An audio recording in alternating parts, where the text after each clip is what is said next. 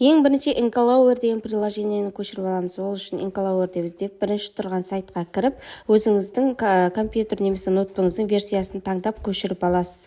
Осы кезде ол загрузка бөліміне түседі, оның үстін басып, далее батырмасын басу арқылы осы приложениені установкасын жасап аламыз. Бізде осылай установка жүретін болады, содан готово батырмасын басамыз. Бізге енді Incalover приложениесі қондырылды, болды, ары қарай бұл приложениеге кірмейміз. Енді интернеттен дара бала деп іздеп сайтына кіреміз. Тіркелу батырмасын басыңыз. Ата-ана ретінде тіркелу.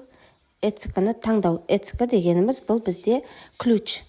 Сосын мына жерге почталарыңызды жазып жібересіздер. Өздеріңіздің жұмыс жасап тұрған почталарыңызды астындағы көк кнопканы басасыз, яғни ECK таңдау деген кнопканы.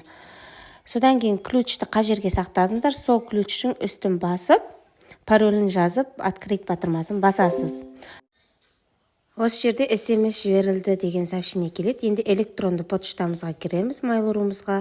Бұл жердегі код, жазылған код, бұл сіздің пароліңіз. Астындағы подтвердить кнопкасын басасыз, сары кнопканы.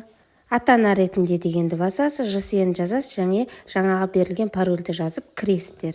Кіргеннен кейін балабақша бөліміндегі табілдер бөлімі, табілдер жерінде ертең тәрбиешілер табыл жіберетін болады.